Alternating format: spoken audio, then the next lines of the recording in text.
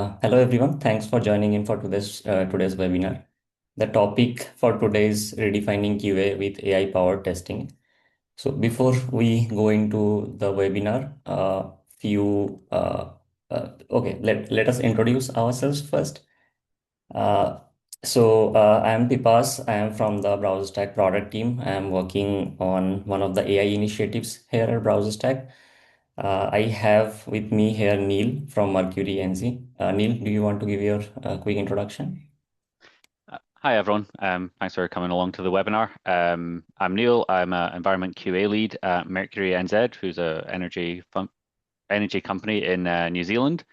And I've kind of been in the QA business for about 14 years, working around test automation and now leading a test team at Mercury. Awesome. A few housekeeping items. The session will run for 45 minutes. The participants will be muted for us to engage in the conversation without any interruption.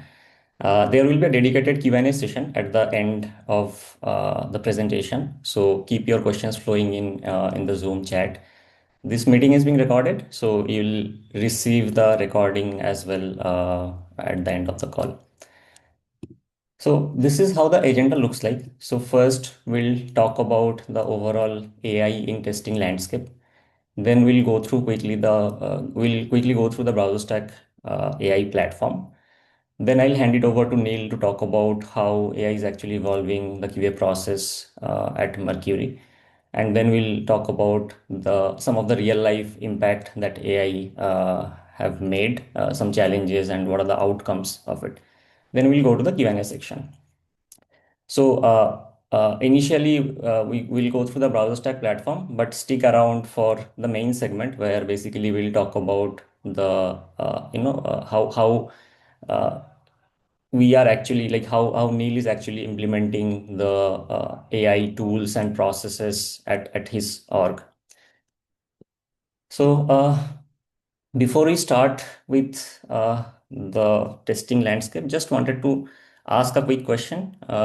So when you look at integrating AI solutions in your QA pipeline, what are the primary motivation? What is the primary motivation for it? So are you looking for primarily efficiency gain, or you are looking for better outcomes? What are the key outcomes you are looking at? Yeah, I can see some responses coming in.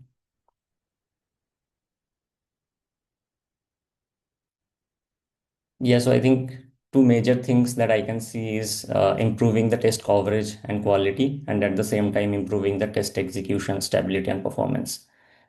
So these are some of the things that we also feel that AI can actually help improve, along with speeding up test authoring process, doing the failure analysis, the things in the later part of the testing life cycle. So, yes, first we are going to talk about how AI is actually transforming the software development process and what it means for testing. So, there are two angles to it. If you look at the current market trend, similar to what we had around a decade ago about companies going mobile first, now we can see more and more companies are going AI first. So there are a lot of new tools that are coming up. Every company is trying to adopt them, and every company is trying to offer their own AI solutions as well. So that means that the new tools that are being launched, AI is actually at the center of it. So new agents, the whole user flow is kind of designed with agents being at the center of it. So that's why the user interfaces are evolving. It's no longer static screens, but those are getting replaced with dynamic elements. You are kind of having a conversational layout. So user interfaces are rapidly evolving. But at the same time, the second angle to it is how we are actually developing those softwares. So both the AI softwares plus the traditional softwares, now developers are using more and more AI tools to write the codes for that. So tools like GitHub Copilot, developers are adopting those tools, but at the same time non-developers are also going into the are adopting these kind of tools, where let's say tools like Cursor and Lovable, they are also gaining traction, and these tools are getting used to write more and more code. So what it means for testing, contrary to the popular belief that AI might reduce the need for testing, it's actually increasing the demand for testing. The reasons being, since the user interfaces are evolving, there are actually more, complex user flows that we need to test now. Uh, AI, since agents are at the center of it, these tools are highly customized, like highly personalized and highly dynamic. So there are more edge cases for the QS to test. At the same time, since AI is writing these codes, obviously there are more codes, but at the same time, those additional codes are being churned out by the AI. So there, like we know that in many cases, the AI generated codes are not of the same quality as a manually written code.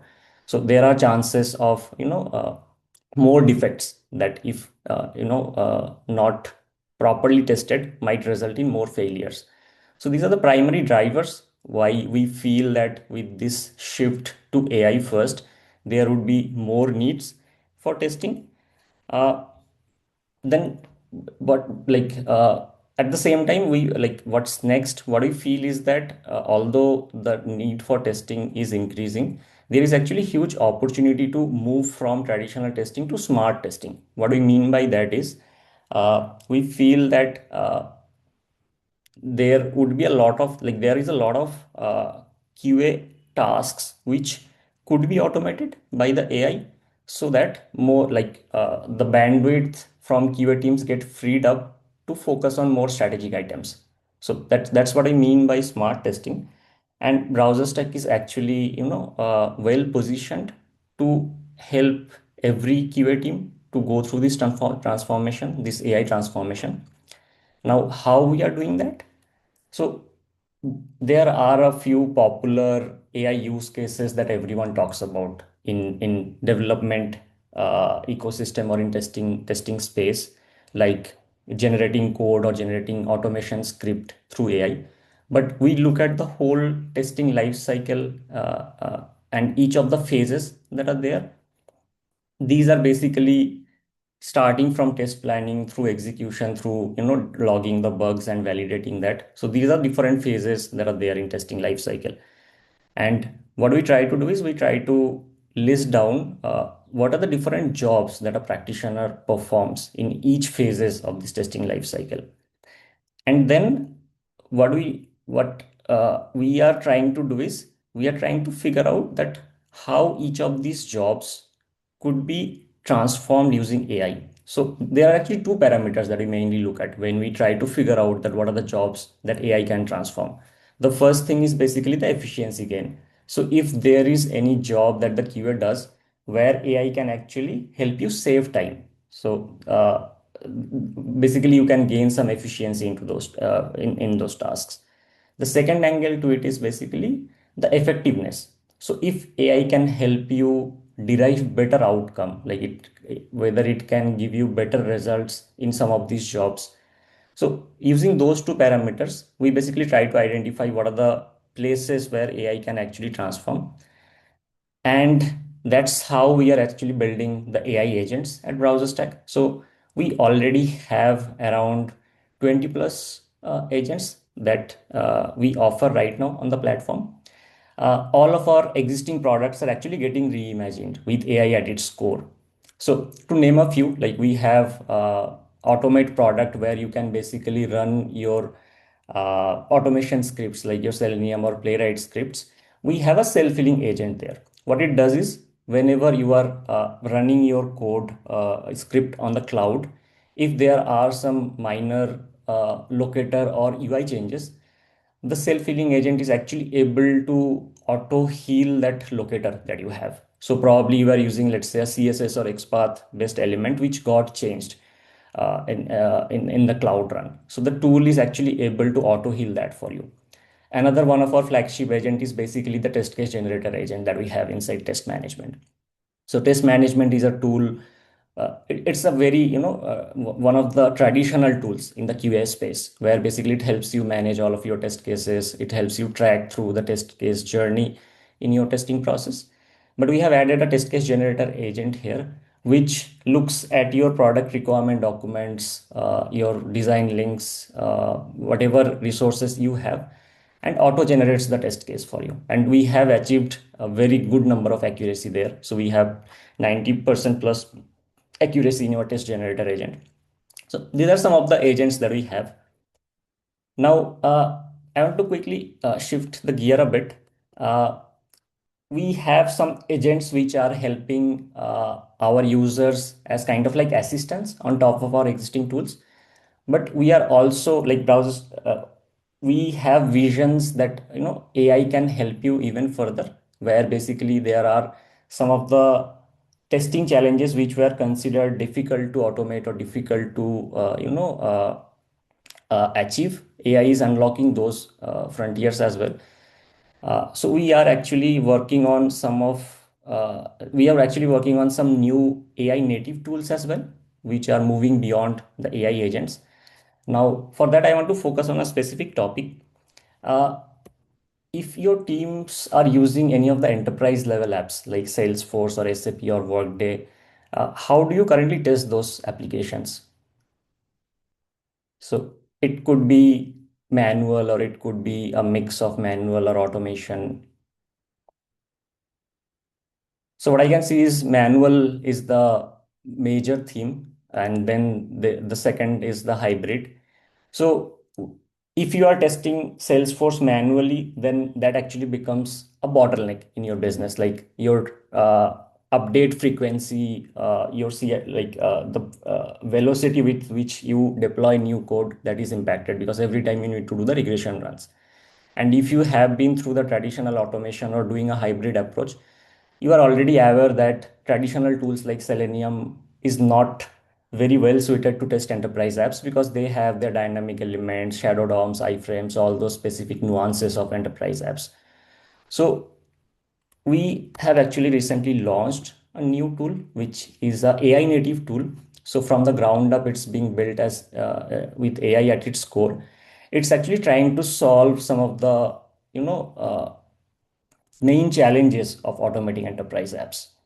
So it enables all the manual keywords to automate a test case just by providing the test objective. So if you have a broad level test plan, like a test case, you can just enter that to the tool and it will automate all the steps and make it executable. So if you have, let's say, your manual test steps in a test management tool or somewhere, you can import that and create end-to-end automation. And the other challenge where, let's say, if you are doing code-based automation, then the scripts that are generated, like the scripts that you generate, the locators are a bit flaky there. So we have tried to solve that as well with AI powered and metadata aware locators so that the test script that is generated through this tool is always robust. So this is a sneak peek into one of the AI native tool that we have recently launched. There are other AI native tools that BrowserStack is working on, and we'll share the updates of those as well. But this is a new tool that we have launched right now, and it's in alpha. So if you're interested in this particular tool or any of the agents that we talked about before, please share your interest in the chat, uh, and our team would be, getting back to you. So with that, I'll hand it over to Neil. So this was an overview of the BrowserStack test platform. Now Neil will take over and he will talk about the AI use cases at Mercury.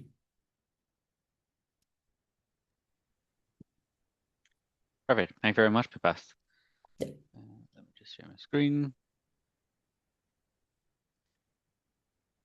Cool. So Mercury's a utilities company in New Zealand. We're what we call a gentailer, so we both handle the generation side of electricity as well as being a retailer of electricity into the New Zealand market. So we produce about 19% of New Zealand's electricity needs, and we have just under 600,000 electricity customers, which makes us the number one electricity retailer in the New Zealand market.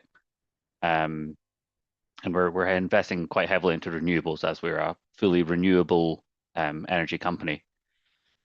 To handle testing within the digital services space at Mercury, we have test practice. So there's two leaders of that test practice. There's myself and my colleague Garth. So Garth handles everything from a people perspective. So one-on-ones, career progression, um, end of year reviews, resource allocation, all the things that require, the people aspects of the test practice. And then myself, I handle everything from a technical aspect. So that's everything from standards, toolings, ways of working, automation initiatives, and then recently handling our AI strategy in testing.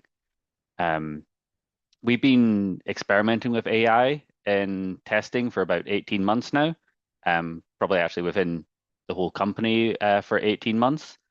Um, and what we're mostly looking at testing is React front ends with .NET APIs, mobile apps, and then we also have a large suite of SaaS applications that we test. So these are your sort of typical Workday, Salesforce, that sort of thing.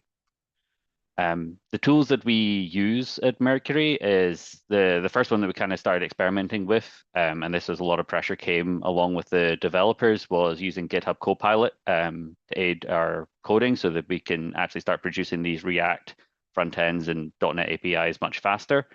We have twice the number of developers than we do testers, so this lends a lot of pressure to the tools that they prefer in that regard, and then for test management, 8 months ago now, actually, we moved our test management platform onto BrowserStack, and a large part of that was because BrowserStack had a really strong AI offering within the test management tool, and that's what attracted us over into the BrowserStack platform. So for about 8 months now, we've been experimenting around with AI for manual test case creation. And a new thing that we're kind of working on is this proof of concept to roll out BDD across half of our delivery squads. So this would be looking at using AI assistance for creation of your acceptance criteria. You move that into BrowserStack from Jira, and then from BrowserStack, we move it into our automation platform, and we have a sort of seamless end-to-end process for moving those BDD scenarios from one platform to the other and keeping them all in sync with each other. So this is a sort of proof of concept that we're working on for the next, 3-4 months.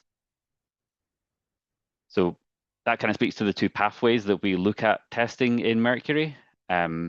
With that BDD flow that we're looking at, that's very much going to be geared towards all those internal developments. So these are things like our mobile apps that we offer to customers, your online portal for customers, some of the .NET APIs that we use for communication between SaaS platforms, and other internal tools that we develop for the internal business to use. So these are looking at very much doing AI first in terms of acceptance criteria. So the BA might sit down with your product owner and use an AI assistant to record that conversation and help generate the functional requirements out of the conversation. And then from that, they get together, and then with the developers and the testers in a kind of free amigos concept, they'll start generating all of those scenarios and feature files, and then that will get automatically moved down into our other tools, so BrowserStack, and then into our automation framework. Once it moves into BrowserStack, we then get the advantage of things like the duplication agent to make sure that once they'd sat together and made all of those scenarios, that they didn't actually cover the same requirement twice or things like that. The duplication agent can kind of look at that and be like, hey, these two things are like kind of saying the same thing. Are they separate test cases, or have you actually just written out the same scenario again but with different wording? And then we got AI agents incorporated into those process flows that moves the information between them to help understanding a lot of that sort of language aspect of a BDD scenario. The other thing that we've got for our testing platform is that when we're looking at testing our SaaS applications, so testing Workday, testing Salesforce, testing a telephony system that we recently put in place, here we've got less of that AI at the start. It's because you're very much working more with like vendors, and you're getting all the technical documentation from the vendors and things like that. So you can start using things like the AI test case agent in BrowserStack. You can basically take all of those documents, because I don't think testers really have much time to read 400 pages of technical documentation. So you can hand that all into the test case management thing, give it a prompt to say, hey, I'm looking to build test cases in this style, and this is the areas that I want to focus on. It will process through all those documents, and then it will generate your test cases. And then from there, you can look through all the test cases that it generates and then help refine um, the test cases into what you're looking for. So um, that really speeds up the process of generating all those test cases for these SaaS applications. And then we're planning on using one of the other agents that I think Pipath very briefly showed there on his slide was the test selection agent. So this is looking at, hey, we're about to be testing this or making a change to this specific area of the SaaS application. What should we be testing? You can hand that in, and a test selection agent can be like, hey, look, here's the bits that we think touches that area. You can do risk-based testing with these sets of test cases. So that helps make sure that you can do some really priority focused testing on the areas identified by that instead of having to do a broad, okay, let me execute all 1,000 of my test cases kind of thing. My kind of honest assessment around AI has been that Copilot, that was very well adopted, is a very strong tool, and the value was proven very quickly for generating not only code from the developers, but also test code into our automation frameworks. BrowserStack AI was lower adoption than I probably would have hoped by now after 8 months. But the core users that decided to like jump forward and use it, they're seeing some really good success from using this for helping generate their test cases. And then in terms of that BDD flow I was talking about, it's still very much early doors. I mean, I only just got the prototype of the workflow out a couple of weeks ago. So, once we do a bit more testing on that and really we'll get to validate that kind of workflow.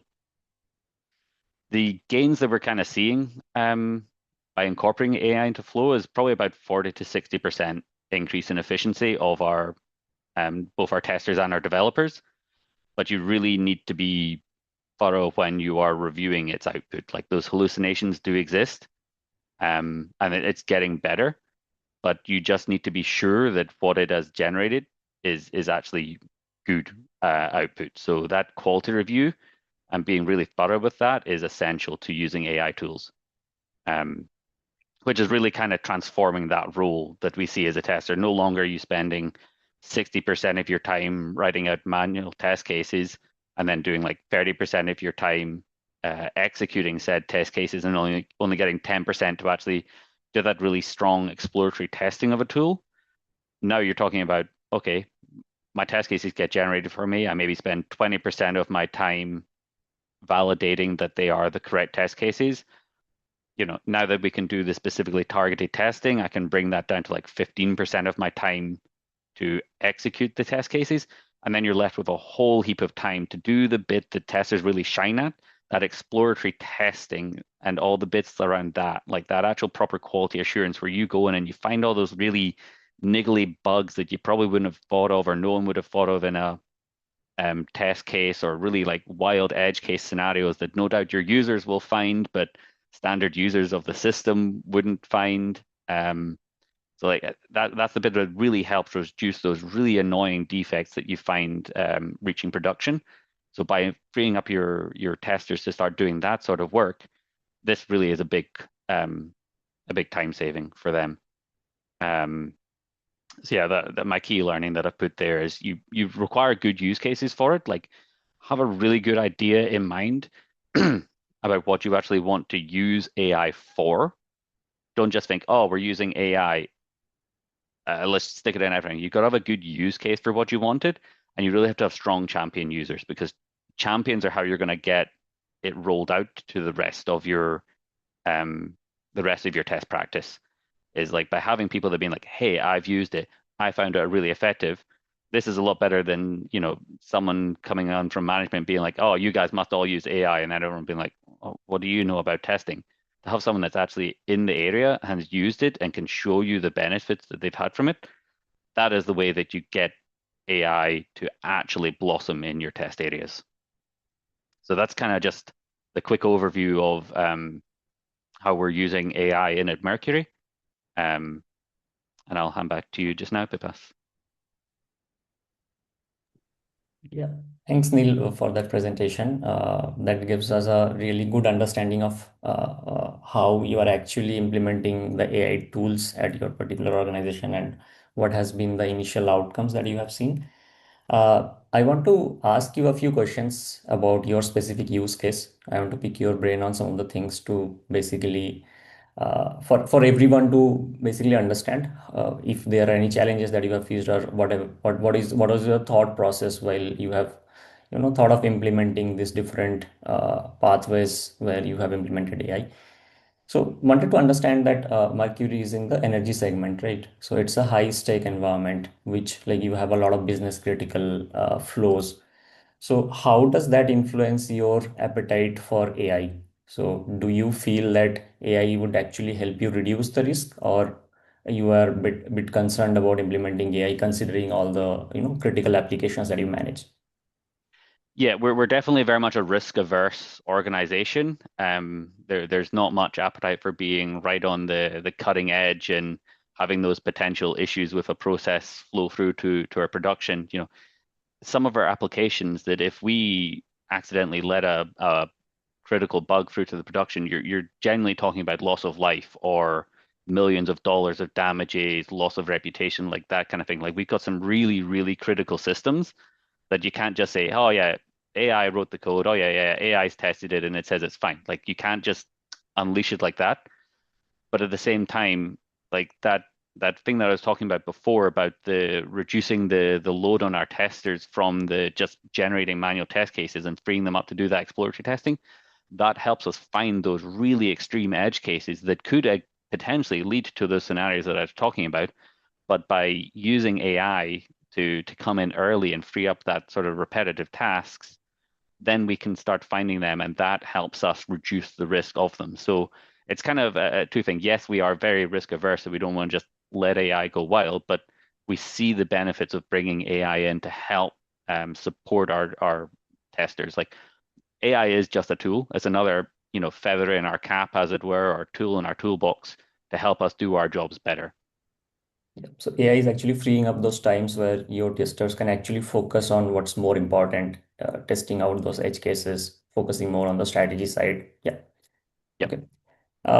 You mentioned there are two distinct pathways, right? The BDD flows that you are trying to implement and the SaaS side of applications.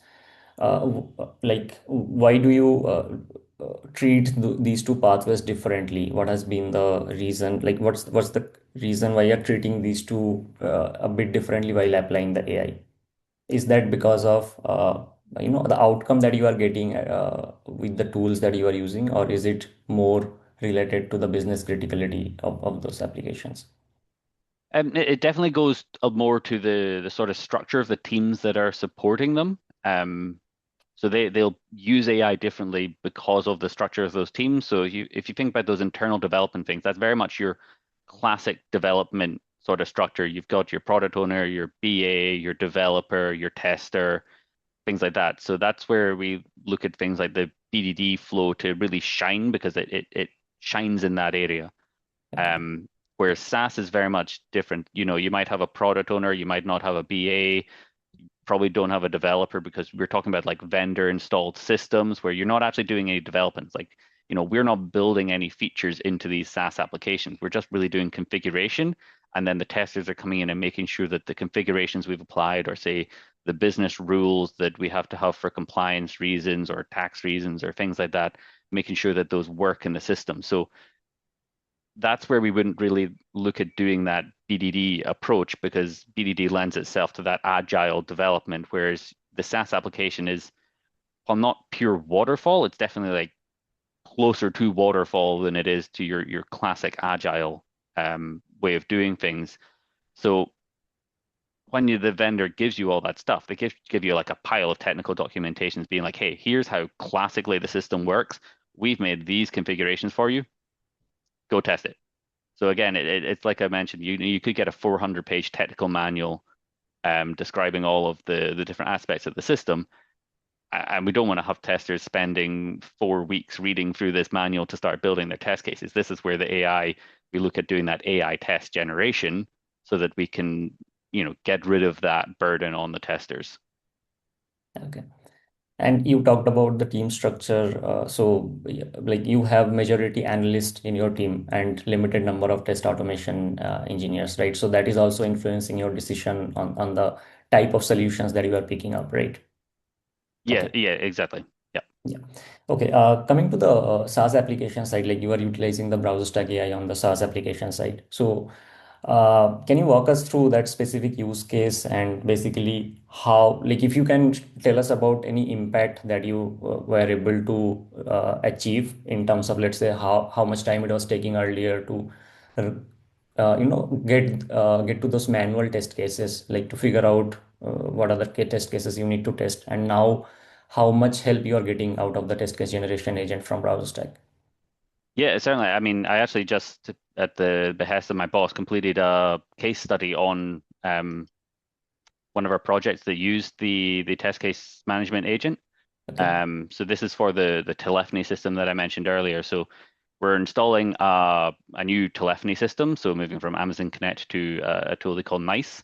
Um, involves a lot of complex flows and integrations into various different systems, most of which are like SaaS, like Salesforce, WindCave, and there's some very strong compliance aspects of that. So what our testers would do is they would take these PDFs of the call flows, they would put them into the generation agent, they would get the test cases out, and then they can execute them. So what they noticed is they got 1,500 test cases created of this, all of them from the test case generation agent, and then they saw like a 60% reduction in their test script creation time. So, they estimated how long it would take them to write all of these test cases manually. They looked at how long it took them to feed it into the agent and then tweak them for various like compliance reasons or just wording or certain formatting around it. And they saw a 60% reduction in the time it took them to get all of those test cases created. And then they also found that it identified some edge cases that they hadn't really thought of before. Um,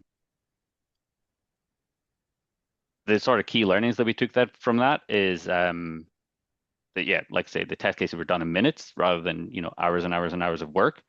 Um, they were quite surprised actually that it's not just reading text in these manual in these technical documents. It's actually looking through all of the pictures of the actual flows. So if you think back to your classic flow diagrams with boxes and lines and stuff like that, it's able to read those pictures, understand the context of them, and then generate um, test cases from those pictures. Um, but then, yeah, there's still limitations around. If they did anything outside of BrowserStack, they were going to have to manually upload that. There's still a bit of stuff around like refining the business context in it. Um, and then yeah, the sort of shift in the documentation that you're having to handle. So yeah, that's kind of Okay. the sort of key learnings that they took out of that use case. Okay. And when you are using, let's say, this test case generator agent, once AI generates the test cases for your team to review, what would you say, is the effort needed from your team to basically review the AI output and basically going through those minor tweaks that are needed to make sure that the test suite that you have are basically, proper. Let's say AI is taking you 90% there, right? For those remaining 10%, how much effort it took for your team to basically get there with no, like with proper coverage and proper accuracy. That's a good question, actually. I didn't put that in my case study of the exact time. We were more looking at just like the general percentages of time saved. But if I think of a sort of classic thing, if you say that, if you do like 30 minutes per test case, so that you think there are 1,500 test cases, you think classically you'd take 30 minutes to an hour to write each test case.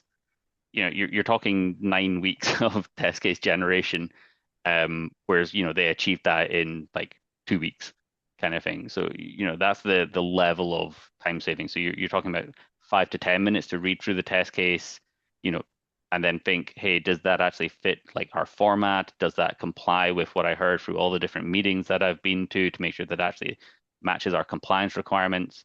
So it's you know much, much faster to do that review stage rather than have to sit there and actually like think of the steps that you have to do. Okay. I think you mentioned the test duplication agent as well, right? So we Mhm. often hear about AI generating redundant information where it's like majority of it is garbage, but you are actually you have implemented AI to make sure that the like you are actually using it to filter down your test cases to make sure what you have is actually robust, that there is no redundancy there. So if you can talk about it a bit more, like what efficiency gain you have observed there, or what was the outcome of it? Yep. I don't know if I have a number for like pure efficiency game in terms of percentage. I mean, I think the duplication agent is still quite new, so we're still quite, you know, new in our usage of it, but we've managed to integrate it into both of those testing pathways. So not only using it as the duplication agent for the feature files and the scenarios that we're generating, but also then like, in that nice flow, um, we ran the duplication agent to make sure that the BrowserStack AI agent hadn't created duplicates. There's actually also another place that I've been using it in, and that's looking at our existing um, projects. So, projects that have been going on for 3, 4, 5 years, and we obviously moved all of that content into BrowserStack from our old test management tool 8 months ago. And then it's like, oh, the duplication agent came out. It's like, I wonder what happens if I run this on some of those really older existing ones that have been kind of kicking around for 4 or 5 years and, constant feature iteration and development. And then you actually find a lot of duplicates because, they might have written a test case 4 years ago, and then along comes a new feature that touches on that area, and they're like, oh yeah, let me start writing out all the test cases, forgetting that they actually wrote a bunch of test cases 4 or 5 years ago, but because they're so old that, you know, they might still actually be relevant, they might be obsolete, but the duplication agent can kind of pick that out, and it helps you actually keep a cleaner and more meaningful test repository of test cases. So I actually found it really quite strong in that regard too. Okay, understood. I want to change the topic into your honest assessment on the usage of AI. So you mentioned that to have good outcomes out of the AI tools, uh, we need to have proper use cases that we have identified where we want to implement AI. At the same time, we need the champion users. So would want to understand that in your org while you are implementing this, how did you find out who are the champion users? What usage pattern you have observed, and how do you basically figure out that what uh, is the best way to use these AI tools which can be repeated across the team? Yeah, so the champion users were very much identified through a volunteer system because you want people that are keen to learn it, that are actually actively going to sit down and come at this from a neutral perspective. You don't want someone that's I hate AI or someone that I love AI because you're not going to get an honest opinion. And I think people can really tell that if someone, isn't giving you their honest opinion on AI. So you want someone that's going to come into this from a neutral perspective without any bias, play with it, and if they like it, then obviously that's your champion. Someone that has organically learned that yes, the AI is actually going to be a tool that helps us, because that kind of honesty that really shines when they're talking about it to other people, and it gets other people thinking, okay, hey, this person's clearly actually getting benefits. Maybe I'll give this a try. And then that's kind of my best way of like sort of identifying the champions. Okay. And you mentioned GitHub Copilot actually had higher adoption rate in your team, right? What do you think was the reason for that? Is there any kind of like, is this a workflow issue that you feel, or is this something that developers are more, eager to try the AI tools, whereas let's say in the traditional flow, it is a bit difficult to implement AI tools? Yeah, I definitely think it speaks to that sort of second point. I think it's much more higher level than just say a Mercury thing. Um, and I'd actually been asked this recently, like, why are testers slower to adopt? And I kind of came up to a few kind of points around it. My first point was kind of around like blast radius of using AI in it. If you think about a developer using it, they get the AI to generate some code and they try and build it. Instantly they'll get compile errors or things like that if the AI's messed up the code. They get that instant feedback that something's wrong. Now, if the AI builds it upon, you know, bad patterns in the code, or they've accidentally put your API key straight into the straight into the code for anyone to see, kind of thing. Like, then you catch that during your pull request or things like that. Like, they get a lot faster feedback that if the AI has done something wrong. Whereas if a tester uses AI and they've like, okay, it's generated all my test cases, it's told me what to test, and I've just kind of trusted that, then you're talking about not finding issues with that until, say, something either reaches production or it reaches like the very end stage of the development cycle and things like that. It's much more costly for when a tester misses something that the AI has done than it is for a developer. So it makes them a lot more hesitant to sort of utilize it. The second bit, I think, is really what is the actual rule rewarded for? So your developers you reward for being fast and for being clever. Do they ship features fast? Do they solve problems elegantly? This kind of thing. Testers are more rewarded for being like thorough and for being skeptics. Finding the edge cases, questioning your assumptions, being like a safety net. So all of that mindset lends us to be like, hey, let me just take a step back from AI and look at this from my tester's perspective, kind of thing. We're kind of made to be skeptical and less willing to just jump in at the deep end on new things. And that kind of speaks to that sort of third point I'm going to be, is like it really is that culture difference. Um, Developers like the hacking culture, they go to hackathons, they do rapid prototyping. That speaks to that, shipping features fast kind of thing. Um, and then there's a lot more thought leaders, I guess, in the developer space. So there's a lot more like peer pressure or FOMO in those kind of communities. If you go on like LinkedIn or Reddit and stuff like that, there's a lot more developers talking about AI than there is testers.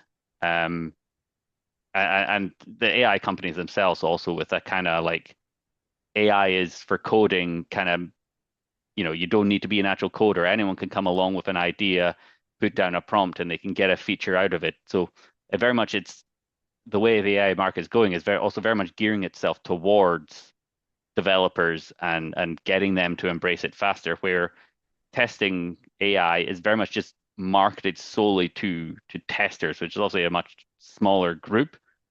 Um, so there's less of that pressure to jump in and embrace it quite as fast as developers are really feeling. You know, the mainstream might be talking about, hey, developers are dead because AI is going to replace your job. I don't think anyone out in the general public is saying, oh yeah, no more testers because AI is going to take your job. I guarantee you're not going to walk down the street and find someone with that opinion.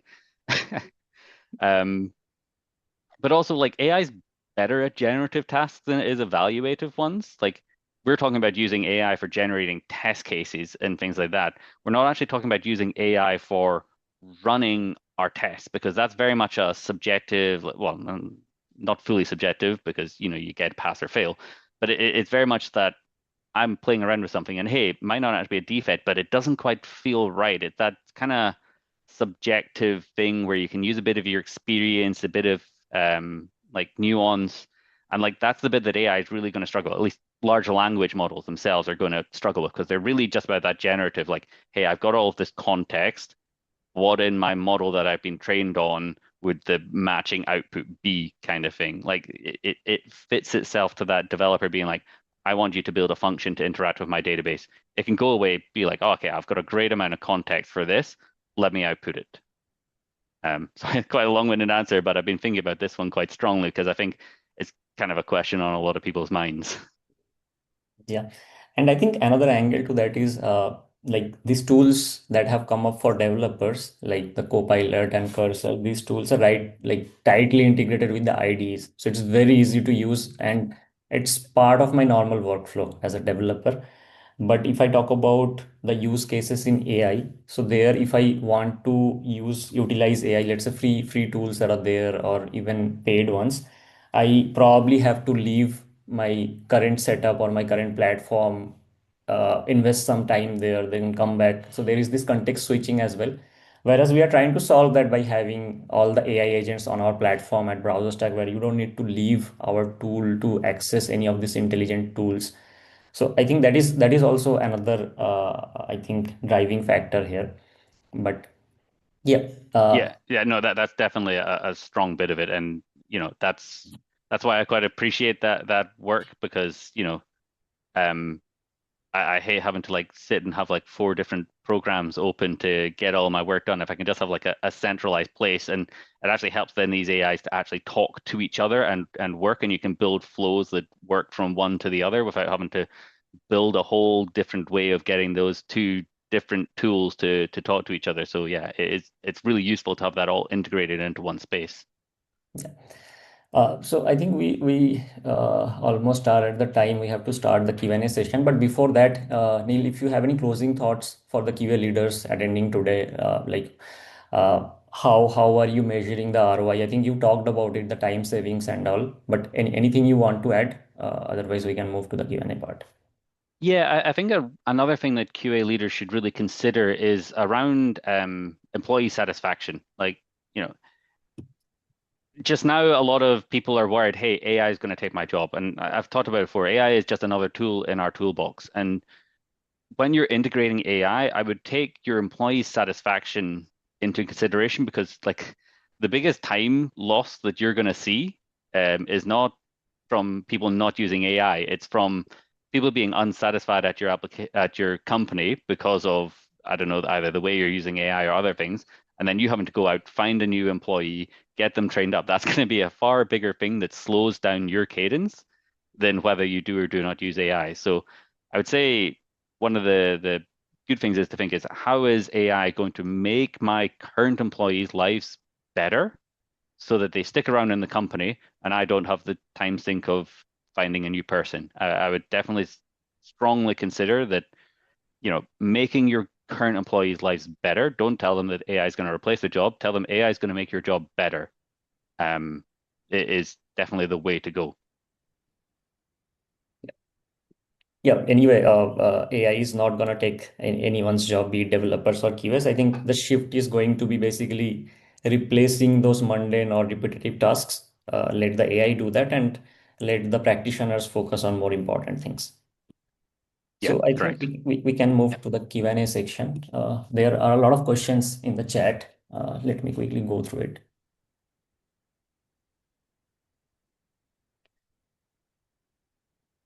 So I think one of the questions that I'm seeing in the chat box is how AI is going to replace manual testers, which is not the case, as we It's have not. discussed. How accurate AI could generate relevant test cases. So I think we have done an internal analysis on this. So the test case generator agent that we have at BrowserStack, we benchmarked it with manually written test cases from PRDs. So I think we did one internal analysis where we added 40 plus PRDs and where we asked our internal team to write the test cases with having proper coverage and accuracy. And we evaluated that with the AI output. So there were two different groups, like one group was creating it manually and one group was creating it through the AI. So there, I think we have observed 90% plus coverage of all the critical test cases that the manual team generated for those PRDs. And AI was actually able to cover 90% of those cases. Uh, so how AI is handling flaky test cases when we have Selenium based UI test? So if you are having Selenium scripts that you are running on BrowserStack automate session, then we have the self-healing agent, which actually makes sure that if there is any element which is having flaky locators, it is able to correct that on the runtime because it has the historical data as well of the previous cloud runs that you have performed. So if there is one element which, let's say, is changing every time you do the cloud run, then we actually use that context as well to auto heal during the cloud runs. I hope that answers this question. There were, I think, one question about mobile use case, Bluetooth enabled use cases that is not actually supported right now at BrowserStack due to privacy reasons, privacy and security concerns. Yes, of course. I think there were questions about giving the tool a try first. You can basically sign up for a POC where you can try out all of our AI agents, the ones that interests you. You can reach out for a demo. Our team would be able to schedule that and share the access.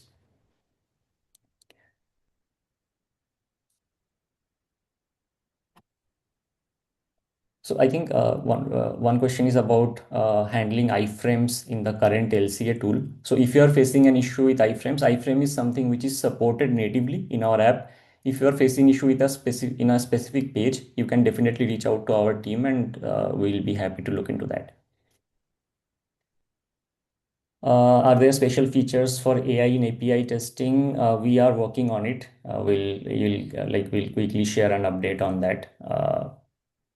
As you are aware, probably my like BrowserStack recently acquired Requestly as well.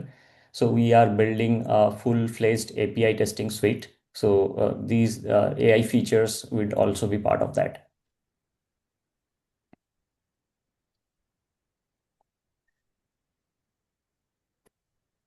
So I think there was one question that I am a manual QA engineer. What AI tools can be useful for me? We want to reduce our testing time. So I'll go back to that testing phases slide reference that we talked about. There is the different phases of testing journey where there is test planning, there is test execution, and finally, doing the test execution and logging the defects, sharing the debug logs with the developers. So in all of those phases, we have different AI tools that can actually help you save time.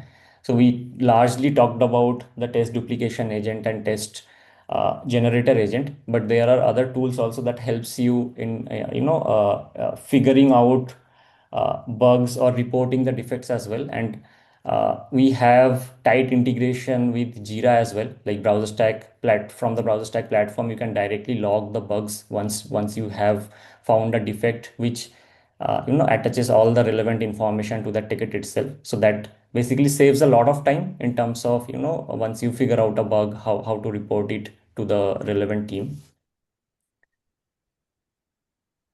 Does duplication agent work for automated UI test cases?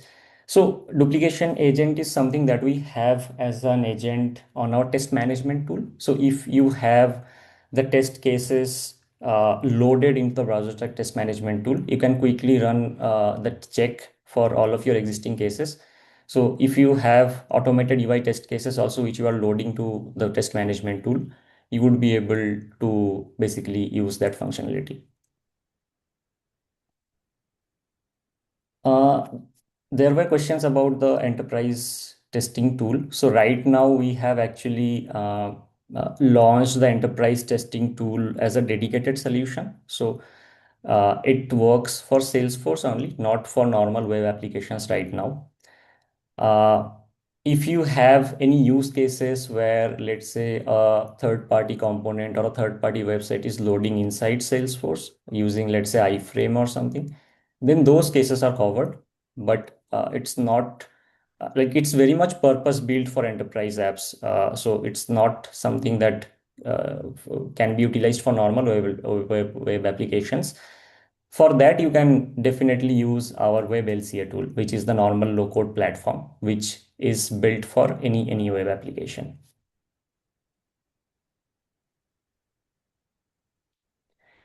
I think, Neil, there is one question for you. Were there any other AI tools that were tried out before finalizing on the browser stack?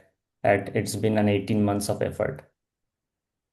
Yeah, so we played around with all the typical large language models, be it Claude, ChatGPT, Gemini, before we committed to BrowserStack as our test management tool. We also tried two or three other test management tools and their integrated AI agents to see which one, kind of fit our business needs better, which one understood our documents better and things like that. So, we definitely experimented around with most of the systems out there to find the AI agents that work best for us. Okay. I think there is a long question.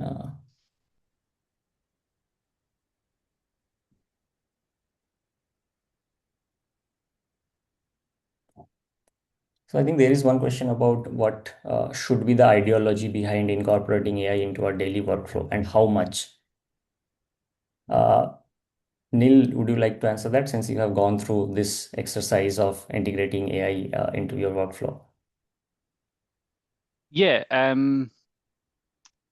obviously you're not going to give everything to AI. Like I mentioned before about that generative versus evaluative strengths of them. So you're really just going to incorporate the AI into those kind of repetitive or time-consuming generative tasks. So, I mean, thank you. If I think it's the right question, like things like the creating test cases, creating tickets, like, after you've executed the test and put your evaluative mindset onto it, you're going to you're going to say, oh yeah, actually, that button didn't appear. So let me say that this test fails. The reason why it didn't fail is that this button didn't appear. And then you'd be like, hey, rather than me go to Jira and then type out a full thing, I could just hit a button and have the AI go, oh yeah, I can see all the steps that you took. I can see the reason why you're saying it's failure. You've got your screenshots. Let me generate that ticket for you and save you even some more time. So you've just got to evaluate like where's the time savings going to be from bringing in AI, or where are you going to get the strengths of that generative aspect of it from the context that it's been trained on, that's going to free you up to do the bits of your job that you actually enjoy. I would probably say that, if there's happen to be bits of your job that you just really love and like, this is my favorite aspect and it doesn't take up 40 hours of my week, probably don't put AI into that, because then you kind of lose your joy for your job. Um, and you're not going to stick around as a tester if you're bored. There are actually a lot of additional questions as well, but I think I can see another common theme is about the privacy of the AI policy. Like, how do we make sure? So all the AI agents that we have are built with privacy first. So your data is obviously private and secure. You have full control over what data BrowserStack is using, and if you want, you can opt out at any point. And we have our proper documentation as well if you want to review that. We don't have much time left, so I'll just quickly we actually have a Discord community of developers and QS. We would invite you to join that. We have 5,000 plus members there. You can scan this QR code and you can basically join our Discord community as well. I'll keep this slide open for 10-15 seconds for you to scan. I think one recent question came in that are we helping in automating the generated test cases as well? So yes, we have an integration with our test management tool and our low code automation tool.